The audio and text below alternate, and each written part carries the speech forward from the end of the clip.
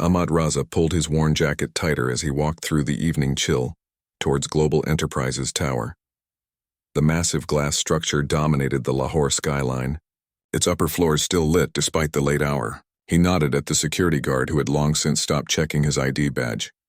"Cold night, Ahmad," the guard called. "Getting colder," Ahmad replied with a smile. "Winter is coming early this year."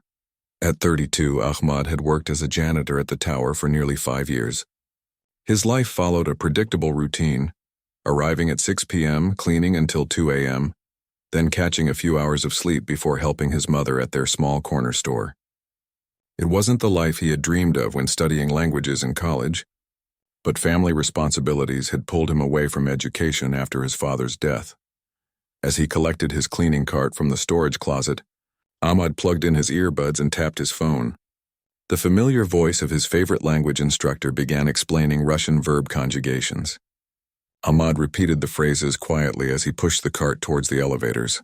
"Я говорю, ты говоришь, он говорит," he whispered, practicing the present tense of to speak in Russian. Languages had always come naturally to him. Besides his native Urdu and Punjab, he had taught himself English, Arabic, Pashto, Farsi, Russian, and was now working on Mandarin. Each new language felt like unlocking a different part of the world. The elevator carried him to the 40th floor, executive territory, where the offices were bigger, the trash cans emptier, and the floors already cleaner than most places Ahmad had lived. He started his routine in the conference rooms, dusting the enormous wooden tables where decisions affecting thousands of lives were made daily. As he wiped down the glass wall of conference room A, he noticed it was booked for an important meeting tomorrow, Asia Connect Pakistan Investment Partnership. Curious, Ahmad took out his phone and searched for Asia Connect. The company's website appeared with the smiling face of its founder and CEO, Sophia Chen, a second-generation Chinese-American who had built a tech empire connecting Asian markets to Western consumers. Worth over $8 billion, she had expanded from simple language translation software to comprehensive digital infrastructure across 12 countries. Now she apparently had her sights set on Pakistan. Good luck with that, Ahmad muttered to himself. He'd overheard enough executive conversations to know that foreign investors often underestimated the complexities of Pakistani business culture and language barriers. As he continued cleaning, moving from office to office, Ahmad practiced his Mandarin phrases. "Ni hao wo jiao Ahmad, hian gao xing renchi ni." "Hello, my name is Ahmad, nice to meet you." Near midnight, the floor was empty except for one office where light still spilled from beneath the door. Ahmad knocked gently before entering. "Sorry to disturb, sir. I need to empty the trash." A tired-looking Pakistani executive named Haroon waved him in without looking up from his laptop. "Go ahead." Ahmad quietly went about his work but couldn't help noticing the stress on Haroon's face as he stared at documents in multiple languages. "Is everything all right, sir?" Ahmad asked, immediately regretting his forwardness. Haroon sighed and rubbed his eyes. "We have these American investors coming tomorrow. Their CEO speaks only English and a bit of Mandarin. Our potential partners from Balochistan are bringing documents in Urdu, Pashto, and Arabic. Our regular translator called in sick, and the replacement they're sending isn't familiar with business terms." He shook his head. It could be a disaster. Ahmad hesitated, then spoke. "Sir, I speak those languages. I could help if needed." Haroon looked up, really seeing Ahmad for the first time. He laughed, not unkindly, but with tired disbelief. "You're the janitor, right?" "Ahmad? Yes, sir, but I studied languages before I had to leave university. I speak 8 languages fluently." Haroon seemed to consider this for a moment before shaking his head. "I appreciate the offer, but these are complex business documents with specialized vocabulary." "And Ms. Chen?" "Well, she has certain expectations," his phone buzzed. "Speaking of which," he answered and immediately switched to English. "Ms. Chen, yes, we're prepared for tomorrow's meeting." "The translation issue? We're working on a solution." Ahmad quietly finished emptying the trash and slipped out of the office. As he closed the door, he heard Haroon's voice rise with tension. On the other side of the city, Sophia Chen stared out the window of her luxury hotel suite at the twinkling lights of Lahore. At 36, she had built Asia Connect from a small translation app into a tech giant. But Pakistan presented new challenges. The market was promising but fractured by regional differences and complicated by language barriers her team hadn't fully prepared for. We need this deal, she told her chief operating officer, Lisa. The Pakistani market connects Central Asia to the Middle East. If we can't establish infrastructure here, we lose the whole corridor. Lisa nodded, reviewing notes on her tablet. Our local contact says there might be issues with the translation tomorrow. The regional partners are bringing documents in multiple languages, and our translator situation isn't ideal. Sophia waved dismissively. I've closed deals in 12 countries. Language barriers are obstacles for small thinkers. We'll power through. This confidence had carried Sophia through building her company from nothing after dropping out of Stanford's business school. The daughter of Chinese immigrants who ran a small grocery store in California, she had grown up translating for her parents. That experience had sparked the idea for her first translation app, which grew into Asia Connect's global communication platform. What few people knew was that despite her company's focus, Sophia herself spoke only English fluently and business-level Mandarin. She relied heavily on her translation team and technology, a weakness she kept carefully hidden behind a facade of global sophistication. Get some rest, she told Lisa. Tomorrow, we make history or we go home empty-handed. There's no middle ground in this business. Back at Global Enterprises Tower, Ahmad finished his shift at 2 a.m. As he pushed his cart back to storage, he passed conference room A again. The door was slightly ajar, and curiosity drew him inside. The room had been prepared for tomorrow's meeting, with presentation materials and folders at each seat. Ahmad knew he shouldn't look, but he couldn't resist checking one of the folders. Inside were documents in Urdu, Pashto, and Arabic, likely the ones Haroon had been stressing over. Ahmad scanned a few pages, surprised at how quickly he understood the business terminology. The documents outlined a proposed partnership between Asia Connect and regional Pakistani tech infrastructure companies, but contained technical language that would challenge even professional translators. As he carefully returned the papers, Ahmad noticed a sticky note on one document with a hastily scrawled message. Hidden clause in Pashto version gives them 5% more equity. Flag for translator. Ahmad frowned.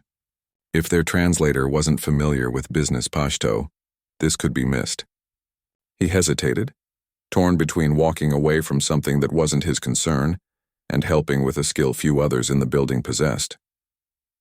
After a moment of indecision, Ahmad took out his notebook and jotted down the key points from the documents, especially noting discrepancies between the different language versions. He wasn't sure what he would do with these notes, but something told him tomorrow's meeting might be more important than anyone realized. As he finally left the building, the night security guard called out, "Long night, Ahmad." Ahmad nodded tiredly. Sometimes the most important work happens after everyone else has gone home. He had no idea how prophetic those words would prove to be, or how dramatically his life would change in the next 24 hours. As he caught the last bus home, Ahmad reviewed Mandarin phrases in his head, never imagining he would soon use them to alter the course of a billion-dollar negotiation and his own future. The morning, sun cast long shadows across the conference room as Ahmad finished his early cleaning shift. He normally worked nights, but had switched with a coworker to be present for the big meeting. As he polished the last glass panel, executives began filtering in, their expensive perfumes and colognes mixing in the air. Ahmad kept his head down, invisible as always. He watched from the corner of his eye as Pakistani business leaders greeted each other with warm embraces and rapid Urdu. The regional partners from Balochistan arrived next, distinguished by their traditional headwear and more reserved demeanor. "They're coming up now," someone announced, and the room straightened collectively. Sophia Chen entered like a force of nature. Her tailored navy suit and confident stride commanded attention immediately. Behind her trailed 5 assistants, each clutching tablets and folders. Ahmad recognized her from the website photos, but they hadn't captured her intense presence. "Thank you all for coming," she said without preamble as she took her seat at the head of the table. "I believe in being direct. Asia Connect sees tremendous potential in Pakistan as our gateway to the Central Asian market. Let's make this happen." Her translator, a nervous young man named Taufik, hurriedly translated her words into Urdu, but stumbled over the business terminology. The Balochi businessmen exchanged glances. Haroon, looking slightly more rested than the night before, stood to respond. "Ms. Chen, we're honored to explore this partnership. Our associates have brought the preliminary agreements in various regional languages as requested. The meeting progressed with growing tension. Ahmad could see the frustration building on Sophia's face as translation slowed everything down. Taufik was clearly struggling with the Pashto sections and completely lost with some of the Arabic technical terms. This is taking too long, Sophia finally snapped after an hour of halting progress. Isn't there anyone who can properly translate these documents? We're discussing a billion-dollar infrastructure investment, not ordering lunch. The room fell uncomfortably silent. Ahmad, who had been quietly replacing water pitchers, felt everyone's discomfort. He had his notebook with last night's translation notes in his pocket, but fear kept him rooted in place. Perhaps we should reschedule when we have proper translation services, suggested one of the Balochi partners in heavily accented English. Sophia's face flushed with poorly concealed anger. I've flown halfway around the world for this meeting. Rescheduling isn't an option. She stood suddenly and paced to the window, then turned with a dangerous smile. Let me make something clear. Asia Connect doesn't need Pakistan. We can route our infrastructure through India and bypass this market entirely, but I chose to come here because I believed we could create something mutually beneficial. Her words, when translated, caused visible offense among the Pakistani executives. The temperature in the room seemed to drop several degrees. In that tense moment, Sophia noticed Ahmad quietly arranging water glasses. Something about his careful movements caught her attention, or perhaps it was just that she needed someone to focus her frustration on. You there, she called sharply. The cleaning staff. Ahmad looked up, startled to be addressed. Yes, ma'am? Come here a moment, she commanded. Heart pounding, Ahmad approached the table. Every eye in the room was now on him, expressions ranging from curiosity to embarrassment. What languages do you speak? Sophia asked, her tone making it clear this was some sort of power play. Ahmad swallowed hard. Urdu and Punjabi are my native languages, ma'am. I also speak English, Arabic, Pashto, Farsi, Russian, and I'm learning Mandarin. Surprise flickered across Sophia's face before she masked it with skepticism. Is that so? She grabbed a complex document from the table, a technical appendix covered in small print Pashto with Arabic annotations. Then translate this, she said, thrusting it toward him. Ms. Chen, Haroon interrupted, this is inappropriate. No, I'm curious, she cut him off. If your janitor speaks all these languages, let's see what he can do. She turned back to Ahmad with a mocking smile. Tell you what, translate this perfectly and I'll marry you. The room erupted in uncomfortable laughter. A few executives shifted awkwardly in their seats. Ahmad felt his face burning with humiliation, but beneath that was something else, determination. He took the document with steady hands. Which part would you like me to translate, ma'am? Sophia blinked, apparently not expecting him to accept the challenge. Page 3, Section 2. The technical specifications for the fiber optic framework. Ahmad nodded and studied the document for a moment. The room fell silent as he began translating, his voice growing more confident with each sentence. The proposed infrastructure will utilize quadruple redundant fiber optic cables with minimum throughput capacity of 8.8 terabits per second, using advanced wavelength division multiplexing to maximize data transfer across the proposed northern corridor. Maintenance responsibilities will be divided according to the equity structure outlined in Appendix C, with primary response teams stationed at junctions not exceeding 50 kilometers apart. He continued for several minutes, flawlessly rendering complex technical specifications into clear English. When he finished, the room remained silent. Sophia stared at him with undisguised shock. Haroon cleared his throat. Ahmad, how did you learn these technical terms? Ahmad shrugged slightly. I studied computer engineering for 2 years at university before I had to leave. And I listened to technical podcasts while I clean. One of the Balochi partners leaned forward. Young man, can you read the section on revenue sharing in Arabic as well? Ahmad nodded and turned to the appropriate page, translating another complex passage without hesitation. As he spoke, he noticed something odd. There were discrepancies between the Pashto and Arabic versions of the revenue structure. Excuse me, he said cautiously, but there seems to be a difference here. The Pashto version allocates 35% of maintenance costs to Asia Connect, while the Arabic translation puts it at 25%. The room tensed immediately. Sophia's eyes narrowed as she looked between Ahmad and the regional partners. What other discrepancies are there? She asked sharply. Ahmad hesitated, aware he was stepping into dangerous territory. There are several, ma'am. The equity distribution differs by about 5% between versions, and the termination clauses have completely different timelines. The Balochi businessmen began speaking rapidly among themselves. One of them stood up, clearly angry. This is outrageous! We were assured the translations were identical. Perhaps there was a simple mistake in translation, Harun suggested diplomatically, though his expression had hardened. 8 different mistakes, all benefiting the regional partners, is not coincidence, Sophia said coldly. She turned to Ahmad. Can you mark all the discrepancies for me? Of course, ma'am. And can everyone give us the room for 15 minutes? Sophia's tone made it clear this wasn't a request. As the others filed out, many shooting curious glances at Ahmad, Sophia gestured for him to sit. What's your name? Ahmad Raza, ma'am. Well, Ahmad Raza, you've just saved me from making a very expensive mistake. She studied him intently. Why are you working as a janitor when you have these skills? Ahmad looked down. My father died during my second year at university. I had to support my mother and sisters. This job has steady income and benefits. Sophia nodded slowly, something softening in her expression. I understand family responsibility. My parents sacrificed everything to give me opportunities. She tapped the document. Show me all the discrepancies. Don't leave anything out. For the next 10 minutes, Ahmad went through the documents meticulously, highlighting differences that would have given the regional partners significant advantages in the deal. Sophia listened intently, occasionally making notes on her tablet.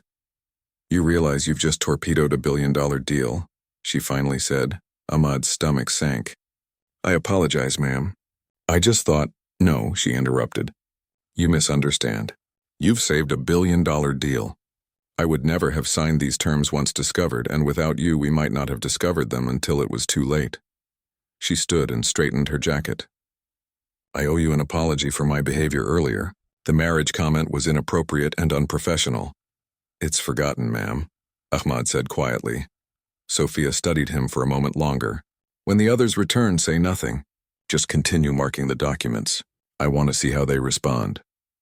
When the executives returned, the atmosphere was thick with tension. Sophia stood at the head of the table, her posture radiating controlled anger. Gentlemen, she said, we appear to have a problem with our translations. The next hour was the most uncomfortable of Ahmad's life as he sat quietly highlighting discrepancies, while Sophia systematically dismantled the regional partners' credibility.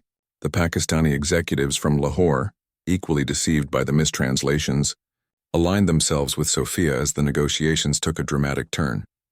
By lunchtime, 2 of the Balochi partners had left, and a new framework for the deal was being discussed, one that would bypass certain regional players entirely. As the executives broke for lunch, Sophia approached Ahmad again. Mr. Raza, are you available this afternoon as well? I find myself in sudden need of a reliable translator. Ahmad glanced at his cleaning cart, then back at Sophia. Yes, ma'am, I believe I am. Good, she said with a small smile. And perhaps we can discuss your future employment options as well. I think your talents are being wasted on window cleaner. As she walked away, Ahmad stood frozen, unable to process how drastically his life had just changed. His phone buzzed in his pocket, his supervisor wondering why he hadn't finished the executive floor yet. Family emergency, he texted back. Need to take the afternoon off. For once in his life, Ahmad decided his own future would take priority, and that future suddenly looked very different than it had when he'd arrived at work that morning. Ahmad's hands trembled slightly as he left the conference room. The past hour had been surreal, sitting at the same table as executives, being treated as a valued participant rather than invisible help. He ducked into the restroom and stared at his reflection, his uniform suddenly feeling like a costume that no longer fit. What just happened? He whispered to himself. He splashed cold water on his face and took several deep breaths. The executives would be at lunch for an hour. He had decisions to make. His phone buzzed again. This time it was his mother. Beta, are you coming home early today? She asked when he answered. The store is very busy, and Amina has an exam to study for. The weight of family responsibility pressed down on him. For 5 years, everything had been about supporting his mother and sisters after his father's heart attack. His own dreams had been put aside without question, Not today, Ami, he replied. Something important has come up at work. I'll explain everything tonight. After a moment's hesitation, he added, I think things might be changing for us soon. In a good way. Allah's will, his mother replied simply. Do what you need to do. Ahmad changed out of his janitor's uniform in the employee locker room, thankful he'd brought a clean shirt and slacks for his evening language class. They weren't as nice as the suits the executives wore, but at least he wouldn't look like the cleaning staff anymore.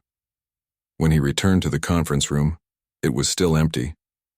On impulse, he took a seat, not at the head of the table where Sophia had sat, but not at the far end either. A middle position, where he could see and be seen. While waiting, he pulled out the contract documents and began a thorough review. Now that he wasn't translating under pressure, he could see even more subtleties. Legal phrases that seemed straightforward in Pashto but carried different implications in Arabic. Clauses about intellectual property rights that were ambiguous enough to cause problems later. Ahmad took meticulous notes, organizing them by section. This wasn't just about identifying discrepancies. Anymore, he was developing actual solutions and alternative language that would protect both parties. He became so absorbed in the work that he didn't notice Sophia return until she placed a takeout container in front of him. You missed lunch, she said, taking the seat beside him. I brought you something. Ahmad looked up in surprise.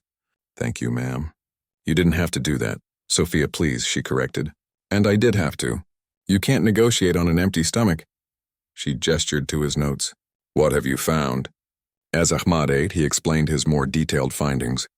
Sophia listened intently, occasionally asking sharp questions that showed her quick grasp of complex issues. You have an analytical mind, she observed. Self-taught languages, technical knowledge, and now contract analysis. Why did you never go back to university after your father died? Ahmad set down his fork. Life isn't always about what you want.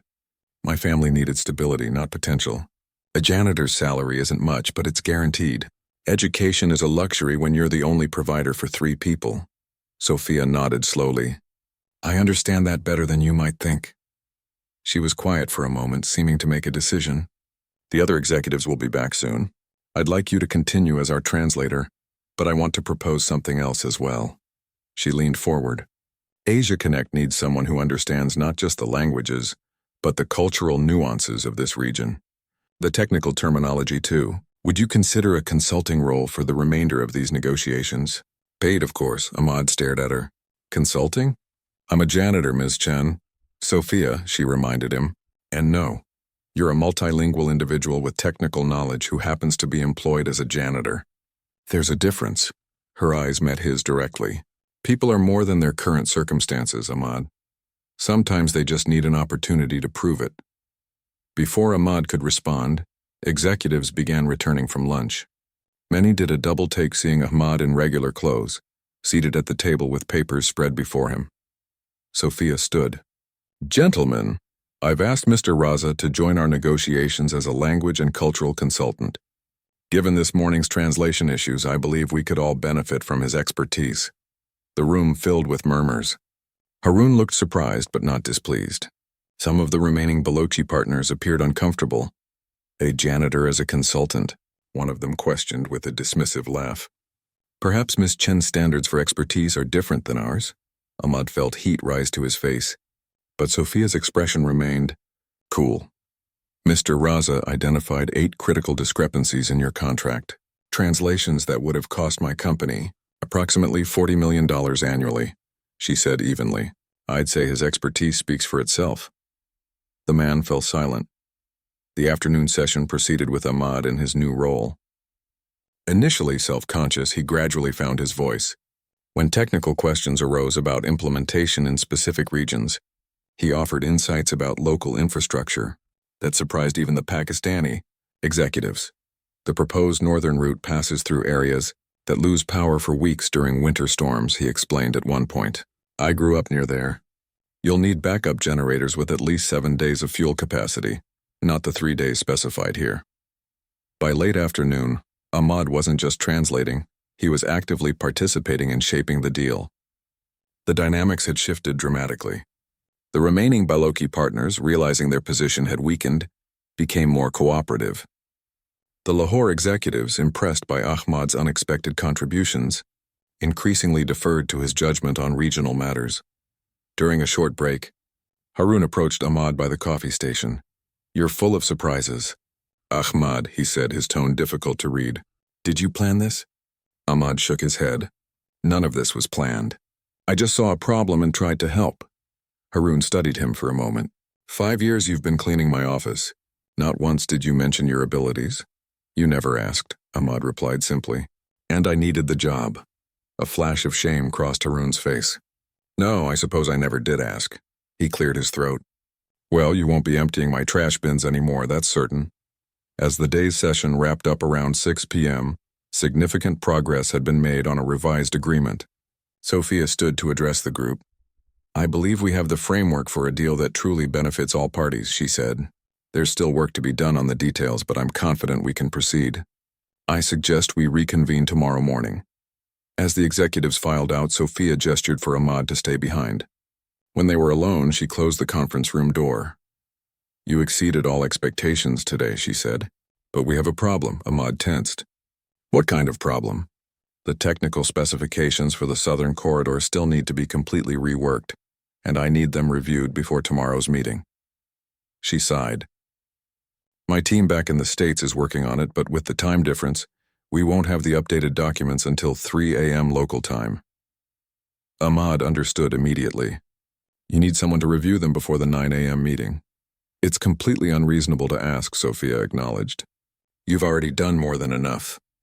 "But yes, I need someone who understands both the technical aspects and the languages." Ahmad thought about his mother expecting him home, about his regular night cleaning shift that he'd already missed. Then he thought about the opportunity before him, not just to help with this meeting, but potentially to change his family's future. "I'll do it," he said. "But I need to call my family first." Sophia's relief was visible. "Thank you. Use my hotel's business center. It's more comfortable than this conference room. I'll have food sent up." She hesitated. "I know this is far beyond what you signed up for this morning." "Life rarely follows the plan," Ahmad replied with a small smile. "My father used to say that closed doors are just walls directing you to the open ones." After a quick call to his concerned but supportive mother, Ahmad gathered his notes and followed Sophia to her hotel. The business center was luxurious compared to any workspace he'd ever used. Plush chairs, state-of-the-art computers, and a level of quiet he rarely experienced. "Make yourself comfortable," Sophia said. "I'll be working in my suite if you need anything. My team will email the documents as soon as they're ready." Left alone, Ahmad took a moment to absorb the day's events. 24 hours ago, he'd been cleaning these executives' offices. Now he was reviewing their billion-dollar deal. He opened his notebook to a fresh page and began organizing his thoughts, preparing for a long night ahead. The work was challenging, but for the first time in years, it was the kind of challenge that made him feel alive rather than exhausted. Around midnight, room service delivered a tray of coffee and sandwiches with a note, "Fuel for the mind." "Thank you again." S.C. Ahmad smiled. The janitor and the billionaire, an unlikely alliance formed by chance and cemented by respect. As he sipped the coffee, better than anything he normally drank, he wondered where this unexpected path might lead. The revised technical documents arrived at 2:47 a.m. Ahmad, still surprisingly alert, dove into them immediately. The proposed changes were substantial, addressing many of the concerns he'd raised during the day's discussions. But there were new elements, too. Innovative approaches to regional connectivity that showed Sophia's team had been listening carefully. As the night deepened toward dawn, Ahmad worked steadily, his notes growing into a comprehensive analysis.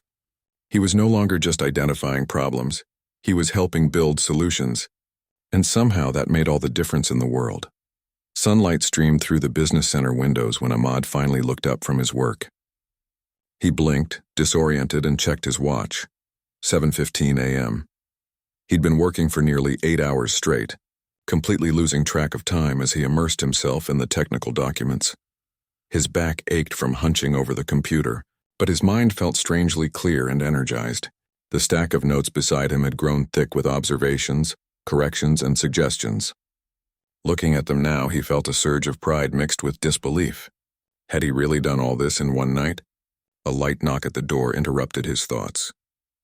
Sophia entered, already dressed in a fresh suit, looking remarkably well-rested for someone orchestrating a billion-dollar international deal. "You're still here," she observed, setting down 2 cups of coffee. "Did you get any sleep?" Ahmad shook his head. "There was too much to review. But I finished." Sophia sat across from him, sliding 1 coffee cup in his direction. "Tell me." For the next 20 minutes, Ahmad walked her through his analysis. The revised technical specifications were solid, but he'd identified several areas where they failed to account for local conditions. Power grid instabilities in rural areas, seasonal flooding patterns that could affect equipment access, and bureaucratic processes that would slow permit approvals. Most importantly, he explained, pointing to a particular section, the bandwidth allocation for educational institutions is too low. If you increase it as a goodwill measure, you'll gain tremendous public support. Education is a priority across all Pakistani regions. Sophia studied him over her coffee cup. That's a political insight, not a technical one. The two can't be separated here, Ahmad replied. Technical decisions have political implications, especially in regions where development has been promised many times, but rarely delivered. Sophia nodded slowly. You understand more than languages, don't you? You understand people. She set down her cup. I need to ask you something and I want complete honesty. Ahmad tensed slightly. Of course. Why did you help me? Sophia's gaze was direct, searching. I publicly humiliated you. I made that ridiculous comment about marriage. I treated you as invisible until you became useful. Yet you've worked through the night to save my deal. Why? The question caught Ahmad off guard. He'd been so caught up in the work itself that he hadn't fully examined his own motivations. At first, he admitted, it was just to prove I could. When you challenged me in that room, something inside me refused to back down. He paused, collecting his thoughts. But then it became about the work itself.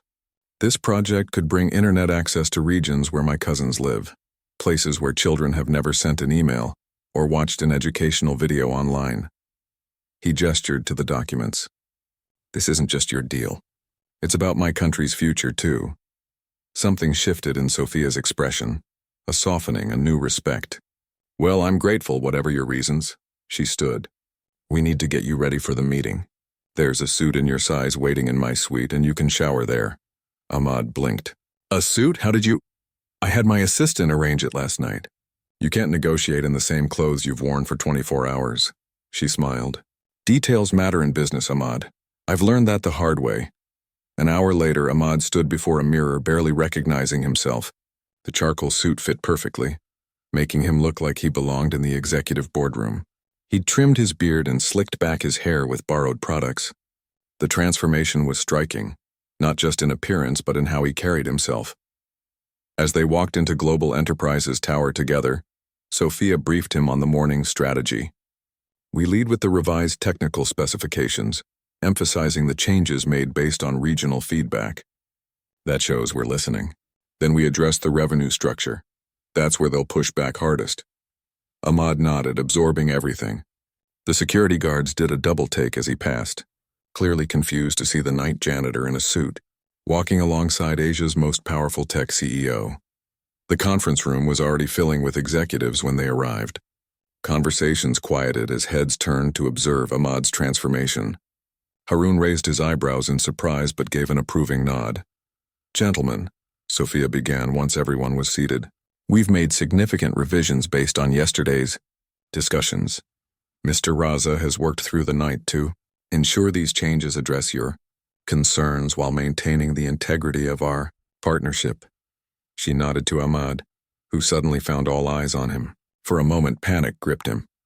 This room held some of Pakistan's most powerful business leaders, and yesterday he'd been cleaning their offices. What could he possibly say to them? Then he remembered his father's words. Knowledge deserves to be heard, no matter who speaks it. Taking a deep breath, Ahmad began presenting the revised specifications with a confidence that surprised even himself. The modified infrastructure plan addresses 3 critical concerns, he explained, his voice growing stronger. First, power supply redundancy has been increased to accommodate regional outages. Second, Equipment specifications have been upgraded to withstand monsoon conditions. And third, we've restructured the maintenance protocols to prioritize local workforce development. As he spoke, Ahmad noticed the expressions around the table changing, skepticism giving way to interest, then to genuine engagement. Even the Balochi partners who had dismissed him yesterday were now taking notes and asking thoughtful questions. When he reached the section on educational bandwidth, Ahmad's passion became evident. By allocating additional bandwidth to schools and universities at subsidized rates, this project becomes more than commercial infrastructure. It becomes social investment. Children in Balochistan will have the same access to global knowledge as children in Lahore or Karachi. One of the Balochi partners, an older man who had been particularly dismissive the day before, leaned forward. "You speak of my region as if you know it well." "My mother's family is from near Quetta," Ahmad replied. "I spent summers there as a child. I've seen both the challenges and the potential." The man studied him for a long moment, then nodded slowly. "Then you understand why we are cautious with foreign investors. Many promises have been made to our people, and broken," Ahmad acknowledged, "which is why this agreement must be transparent and beneficial to all regions, not just the urban centers." The negotiations that followed were intense but productive. Ahmad found himself mediating between Sophia's commercial priorities and the regional partners' development concerns.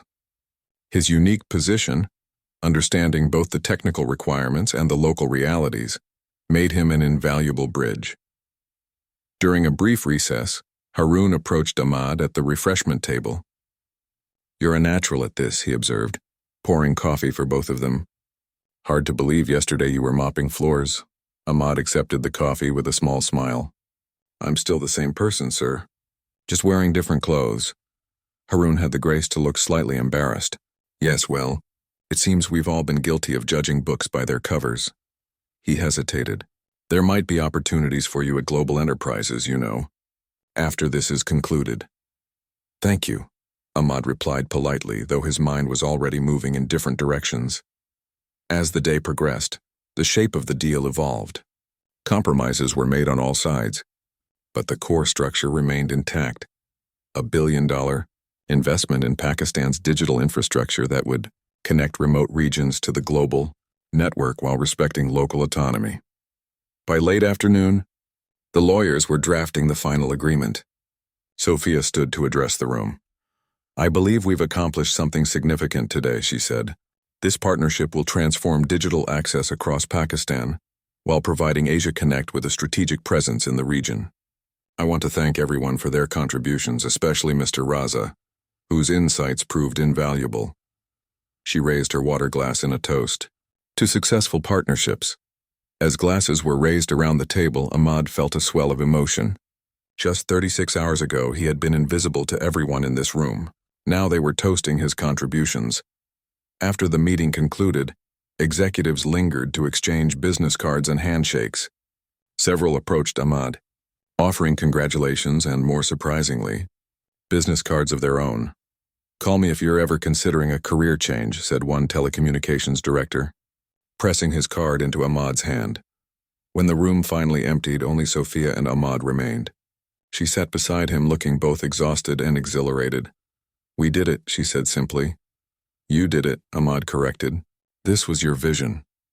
"A vision needs interpreters," she replied, "in more ways than one." She studied him for a moment. "So what happens now, Ahmad Raza? Back to mopping floors?" The question hung in the air between them. Ahmad looked down at his borrowed suit, then at the stack of technical documents he had helped shape into a historic agreement. "I don't think I can go back," he said quietly. "Not now. Not after this." Sophia nodded as if she'd expected this answer. "Good, because I have a proposition for you." She pulled a folder from her briefcase and placed it before him. "I'd like you to consider joining Asia Connect as our Director of Regional Integration for South Asia." Ahmad stared at the folder. "Director? But I don't have a degree or corporate experience or—" "You have something more valuable," Sophia interrupted. "You have insight. You understand languages, cultures, technology, and people. Those skills can't be taught in business school." She pushed the folder closer to him. "The salary and benefits package is inside. Take time to think about it. Talk to your family." Ahmad opened the folder and his eyes widened at the figure on the first page. It was more money than he would make in 10 years as a janitor.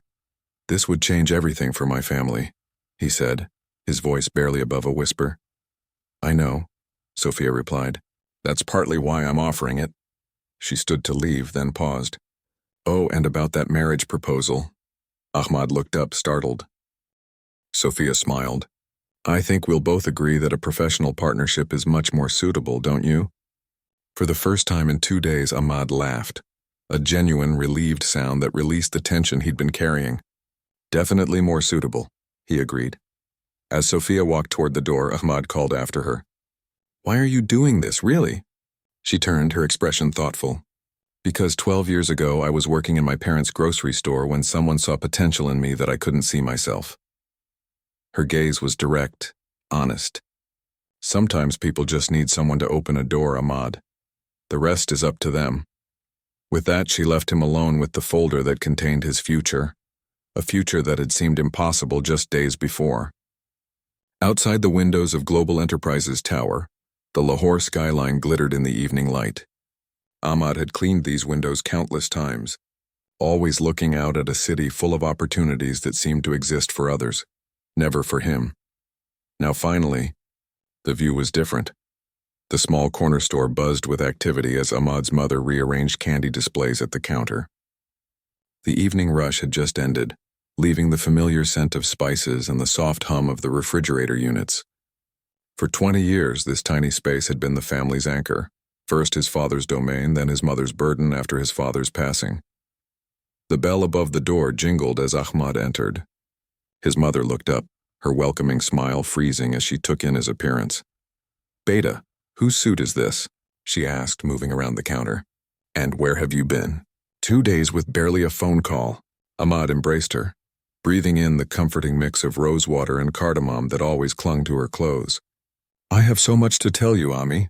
Is Amina home, Farah? Your sisters are studying upstairs, she replied, her eyes searching his face. Ahmad, what has happened? You look different. He guided her to the small table in the corner where they sometimes ate meals between customers. Sit, please. Everything is okay. Better than okay.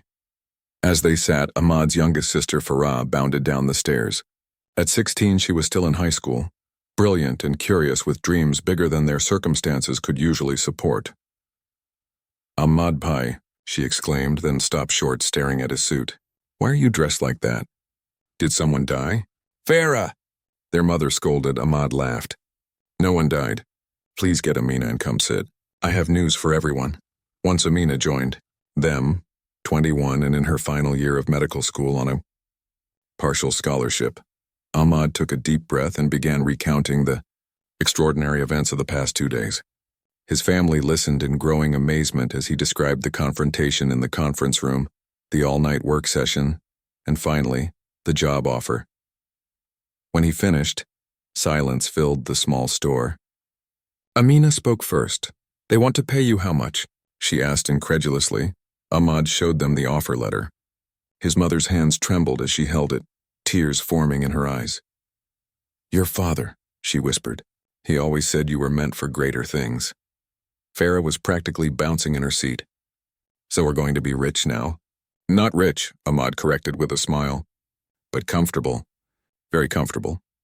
He explained how the salary would cover Amina's remaining medical school fees with no more student loans, provide for Farah's university dreams without compromise, and allow their mother to hire help at the store, or even sell it if she wanted to rest after years of struggle. But what about the store? His mother asked. Your father built this business for us. Ahmad took her hand. The store served its purpose, Ami. It kept us alive after Abu left us. But he wouldn't want you working 16-hour days forever. Amina nodded in agreement. Abu always said businesses are tools, not treasures. They're meant to serve the family, not the other way around. Their mother wiped away tears, looking around at the small shop that had been both their prison and their salvation for so long. Perhaps you're right, but these decisions need not be made tonight. She squeezed Ahmad's hand. Tonight, we celebrate your new path. That night, the family stayed up late talking about possibilities that had never been within reach before. Amina could consider specialized medical training abroad. Farah could apply to international universities. Their mother could visit relatives in Turkey she hadn't seen in 20 years. As his sisters finally headed to bed, Ahmad's mother lingered. "This woman, this CEO, she recognized what I have always seen in you," she said softly. "But why now? Why not before?" Ahmad considered the question. "Because before I was invisible to people like her. And maybe because before I didn't believe I could be more than what I was. And now?" his mother asked. "Now I know better," Ahmad replied simply. 6 months later, Ahmad stood at the window of his new office on the 38th floor of Global Enterprises Tower. The view was similar to what he'd seen while cleaning windows, but the perspective had changed entirely. Now he was looking out, not in. The transition hadn't been easy. Some executives still looked at him as if he were an imposter. Others, especially those who had witnessed his performance during the negotiations, treated him with newfound respect. Harun had become an unexpected ally, mentoring Ahmad through the complexities of corporate politics. Ahmad's desk phone rang. "Mr. Raza, Ms. Chen is on line 1 from Singapore," his assistant announced. He picked up. "Sophia, how's the conference?" "Productive," she replied. "But I'm more interested in the progress on our rural education initiative." "The board is asking for updates," Ahmad smiled. The initiative had been his idea, allocating 5% of Asia Connect's regional profits to build technology education centers in underserved areas. Initially proposed as a goodwill gesture to smooth government relations, it had become a cornerstone of their corporate social responsibility program.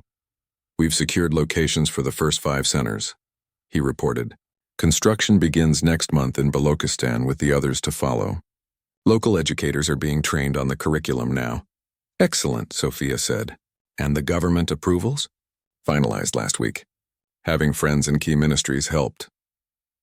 Ahmad didn't add that those friends were parents of children he'd grown up with. People who remembered him from before his transformation.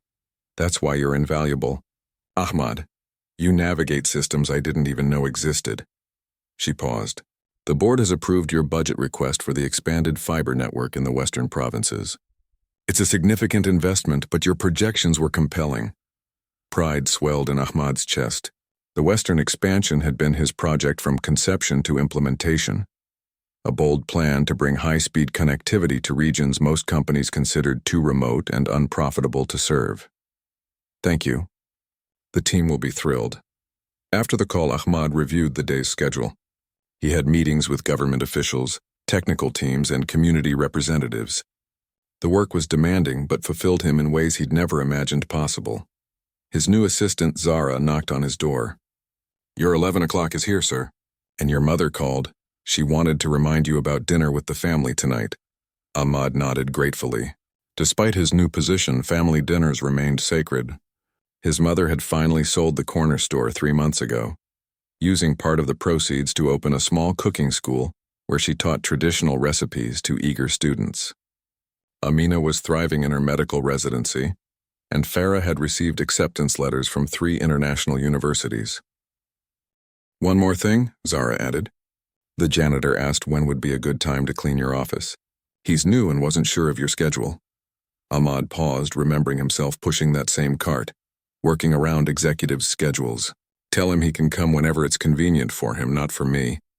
And please make sure he has access to the executive break room for coffee and meals." Zara looked surprised but nodded. "Of course, sir." As his morning meetings proceeded, Ahmad found his thoughts drifting occasionally to the path that had brought him here. 6 months ago, he had been invisible to the people he now negotiated with as equals. The irony wasn't lost on him. Later that afternoon, Ahmad headed to the lobby for his next appointment. A school bus was pulling up outside. Children from a local orphanage, arriving for a tour of the building and a basic computer workshop that Asia Connect sponsored monthly. Ahmad waited as 20 excited children filed into the lobby, their teachers trying to maintain order. He greeted the head teacher warmly. "Welcome to Asia Connect," he told the children. "Today you'll see how the internet connects Pakistan to the world, and learn how you might be part of that connection someday." A small boy at the back of the group raised his hand. "Sir, my teacher says you used to clean this building. Is that true?" The teacher looked mortified, but Ahmad smiled. "Yes, that's absolutely true. For 5 years I cleaned every floor in this tower." The children exchanged glances, clearly reassessing the man in the expensive suit before them. Then how did you become a director? Another child asked. Ahmad considered the question carefully. I studied languages when others slept. I paid attention to things most people ignored, and when an opportunity appeared, I was prepared to seize it. He looked at their young faces. But most importantly, I had people who believed in me, my family, and eventually others who saw my potential. As the tour began, Ahmad walked alongside a small girl who had been watching him intently. What languages do you speak? He asked her. Only Urdu and a little English, she replied shyly. But I want to learn more. Ahmad nodded encouragingly. That's how it starts. One language at a time. That evening, as Ahmad drove to his family's new home, a comfortable house in a good neighborhood, nothing ostentatious, he reflected on the changes of the past 6 months. They had been dizzying at times, overwhelming at others. His old friends sometimes treated him differently now. His new colleagues didn't always know what to make of his unconventional background, but through it all, one thing remained constant: his understanding that opportunity was precious and often fleeting. Sophia had opened a door for him, just as she'd said, but walking through it had been his choice. Succeeding on the other side had been his work. His phone rang through the car speakers. It was Sophia. I just received the community impact report from the Balochistan project, she said without preamble. It's impressive. The local council is fully on board now. They just needed to be heard, Ahmad replied. Too many companies enter these regions with preset plans and never listen to the people who actually live there. Your approach is working, Sophia acknowledged. The board has noticed. There's talk of expanding your model to other regions, Bangladesh, possibly Nepal. Ahmad absorbed this news as he pulled into his family's driveway. His mother was already at the door, waving. That sounds promising, he said. But let's get Pakistan right first. Always the practical one, Sophia laughed. By the way, I've been meaning to ask, how does it feel? Going from cleaning the building to having one of its largest offices in just 6 months? Ahmad watched his mother and sisters waiting for him, their faces lit with affection and pride. Beyond them, he could see the table set for dinner, the home they now shared without constant financial worry. It feels, he said carefully, like finding a door I always suspected was there but couldn't see. And now that it's open, I'm holding it for others to walk through too. After saying goodbye, Ahmad joined his family inside. As they gathered around the dinner table, the same old table from their apartment above the store, now sitting in a much larger dining room, his mother said the prayer his father had always recited. Thank you for the blessings we receive, the challenges that strengthen us, and the opportunities that transform us. Ahmad looked around at the faces of the people he loved most in the world, no longer strained with worry about tomorrow. Amin, he whispered. The janitor and the billionaire, a chance encounter that had changed not just one life but many. Not through marriage as mockingly proposed, but through something far more powerful. Recognition of human potential where others saw only invisibility. And that, Ahmad reflected as he passed the rice to his sister, was worth more than $1 billion could ever buy.